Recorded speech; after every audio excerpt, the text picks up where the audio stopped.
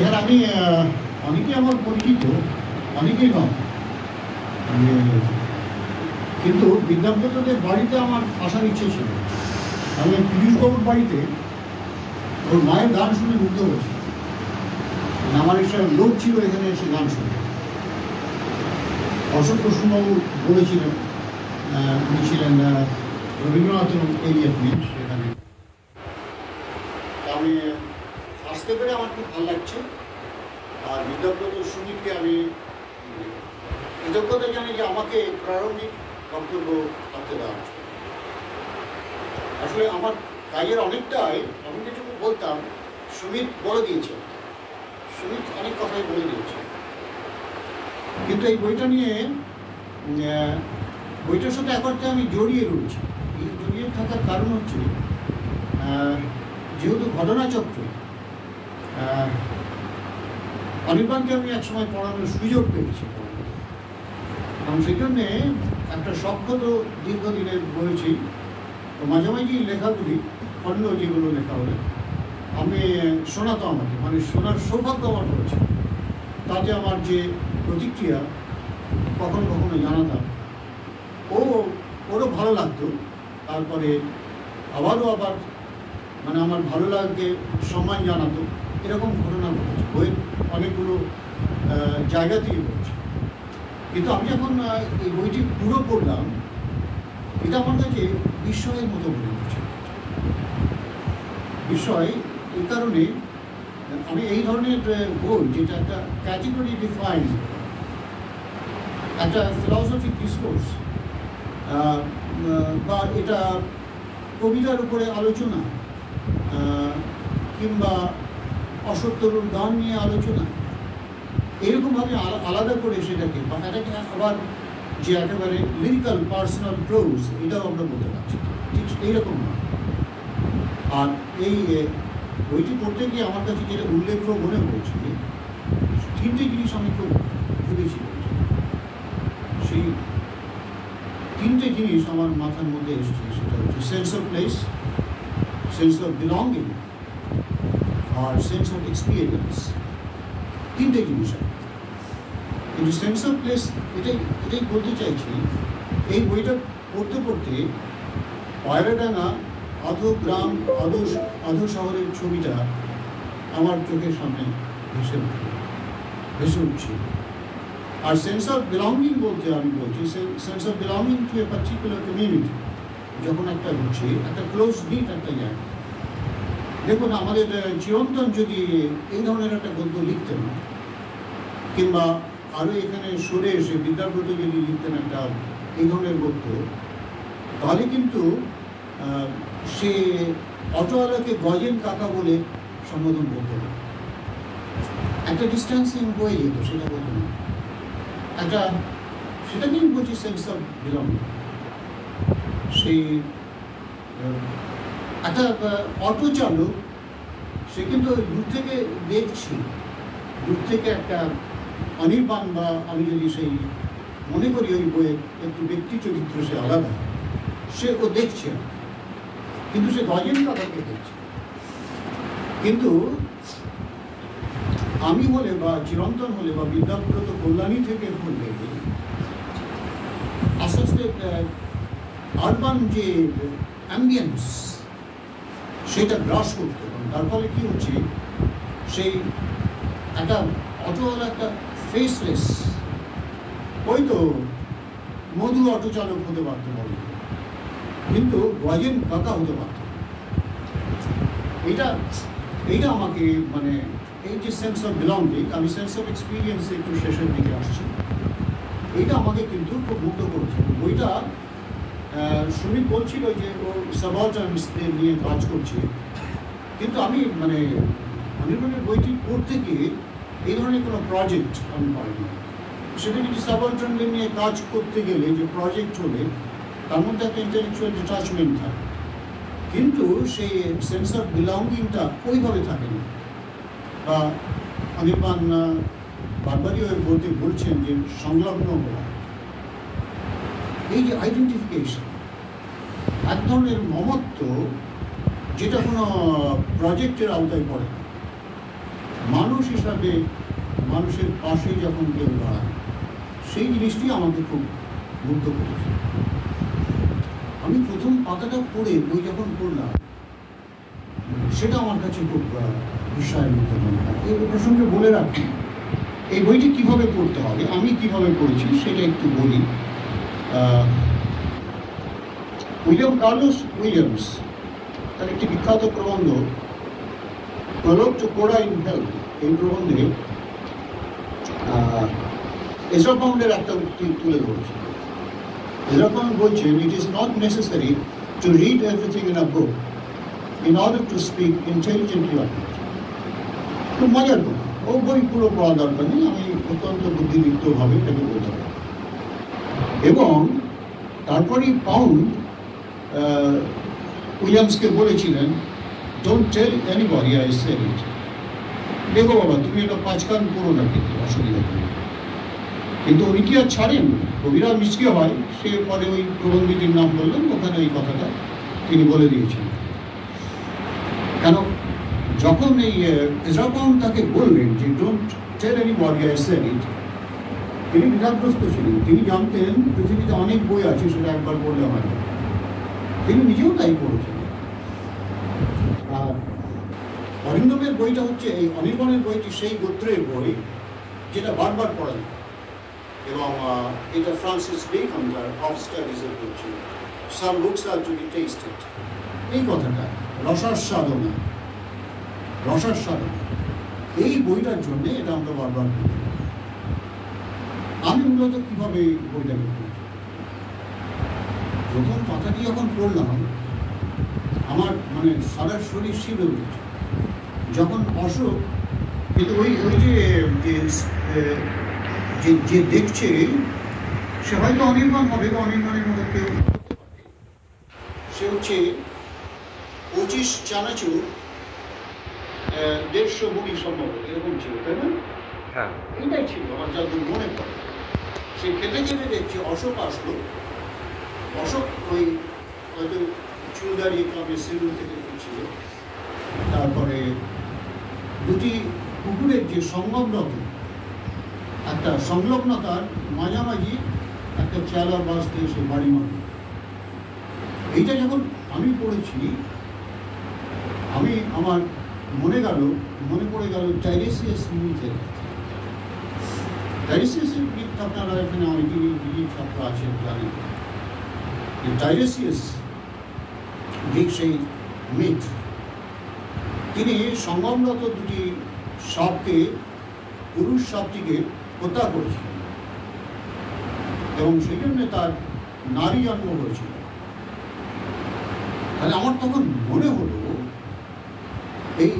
তাহলে এই পৃথিবীতে হাজার হাজার অশোকের প্রোটোটাইপ কি টাইরেসিয়াস? এইটা আমার মনে হচ্ছে, মানে এর ইঙ্গিতগুলো অন্যদিকে ছড়িয়ে গেল, এইটা আমি বলতে পারছি। কিন্তু এই গল্প যে অনির্বাণ বললেন, সেখানে মূল জায়গা হচ্ছে গভীর দর্শনের সংলগ্নতা, একটা জৈবিক বা রতিক্রিয়ার যে সংলগ্নতা, সেটা হচ্ছে মেটাফোর ফর অ্যাটাচমেন্ট। এইটা মানে অবিশ্বাস্যভাবে অনির্বাণ দেখিয়েছে। এবং অনির্বাণের বইয়ের প্যাটার্নটা এরকমভাবে হচ্ছে, from discourse to rule, discourse থেকে উনি একটা জায়গাতে আসছে। প্রত্যেকটা জায়গাতেই আমরা দেখতে পাচ্ছি ডিসকোর্স টু রুল, দুম করে যেটা দৈহিক এবং দৈনিক, যেটা ওর উদ্ভিদদের ভেতর অনেকেই হয়তো আপনারা পড়েছে। বইটা না পড়লে এই বইটাকে অ্যাপ্রোচ করা একটু অসুবিধা হবে। আমার মনে হয় বইটা, যারা এই বইটাতে আগ্রহী, এবং সেটা সুধীর চক্রবর্তী স্মৃতি পুরস্কার পেয়েছিলেন অনির্বাণ, আপনারা অনেকেই জানেন। ওই বইটা আমি মনে করি অবশ্য পাঠ্য, খুব পড়া দরকার। তাহলে এখানে যে বইয়ের যে অনেকগুলো চিন্তার যে বীজগুলো, তার কিন্তু জেনেসিস আমরা বলবো, ওখান থেকেই সম্ভবত এসেছিল আমার যেটা মনে হয়। আর ওর অন্যান্য যে প্রবন্ধ, যেটা মনীন্দ্রগুপ্ত বা রবীন্দ্র কুমারের উপর লিখেছে, বা মহাভারতের হিংসার পরে যেটা, আচ্ছা আমার সময় হয়ে গেলে 10 মিনিট ছিল না, আমি কিন্তু ওটাকে গুটিয়ে নিচ্ছি, গুটিয়ে নিয়ে আস্তে আস্তে, না নাহলে অসুবিধা হবে।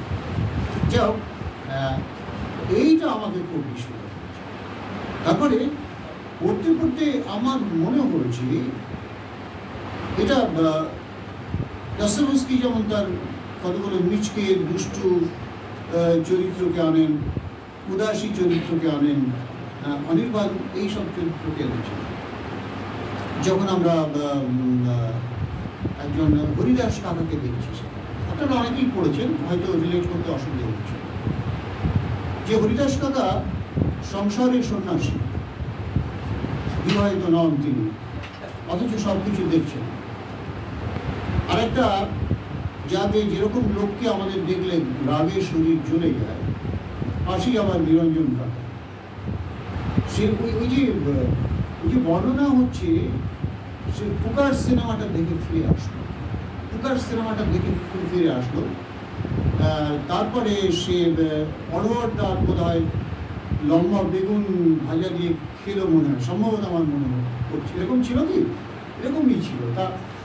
তারপরে সে একটা গাছের নিচে পেঁচা করছে, ছেলে মাধ্যমিক পরীক্ষা দিতে যাবে, তার প্রতি তার উদাসীনতা, সমস্ত কিছু মিলে এই সমস্ত চরিত্র আমরা আমাদের মধ্যে দেখেছি।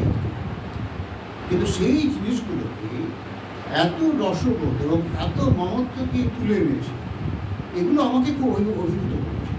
কিন্তু একটাই কথা বলছি, প্রতিটি এপিসোডিক আমরা যদি বলি বা অ্যানেকডোট আপনি যাই বলুন, সেটা কিন্তু অন্য একটা গভীর একটা বীক্ষণের দিকে আমাদেরকে নিয়ে যাচ্ছে।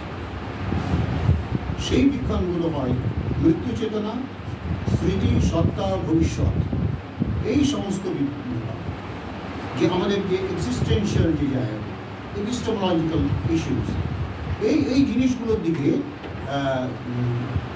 অনির্বাণ অনায়াসে ঢুকে যাচ্ছে। কিন্তু ঢুকে যাওয়াটা সহজ হচ্ছে কারণ উনি যেভাবে বিষয়টাকে ফোরগ্রাউন্ডিং করতে সে এমন একটা গল্প সে ফেলে দিচ্ছে, যার ফলে আপনি যদি হাইডেগার বা নিটসের বা ও যখন মাঝে মাঝে জার্মান শব্দ ব্যবহার করছে, এখানে প্রফেসর কফি আছেন, অনেকেই আছেন দর্শনের, আমি তো জানি না কিছু, তারা হয়তো আরও আমি আলোকপাত করবেন এই বিষয়গুলোর দিকে। কিন্তু ব্যাপারটা হচ্ছে, কিংবা যখন উপনিষদ থেকেও বা গীতা থেকেও যখন তিনি উল্লেখ করছেন বা কোট করছেন বা একটি শব্দকে ব্যবহার করছেন, আমাদের বুঝতে খুব একটা অ্যাক্সেস অসুবিধা হচ্ছে। যদিও দর্শন বা এই সমস্ত ব্যাপারে আমাদের ফর্মাল ট্রেনিং বা পড়াশোনা না থাকলে, কেননা আমাদের ওই বোধটা গল্পের মধ্যে দিয়ে আগেই তৈরি হয়ে গেছে। এই জায়গাতে একটা একটা চরম মুন্সিয়ানা না থাকলে এখানে পৌঁছে দেওয়া যায় না। এইটা কিন্তু একটা খুব মারাত্মক ব্যাপার। এবং নবনীতা আছে, অনেকেই আছে, আপনারা হয়তো পড়েছেন যে একটা পোস্ট গ্রাজুয়েশন কল্যাণী বিশ্ববিদ্যালয়ে একটা ছিল এক সময়, প্লেজার্স অফ দ্য ইমাজিনেশন, স্পেকটেটরে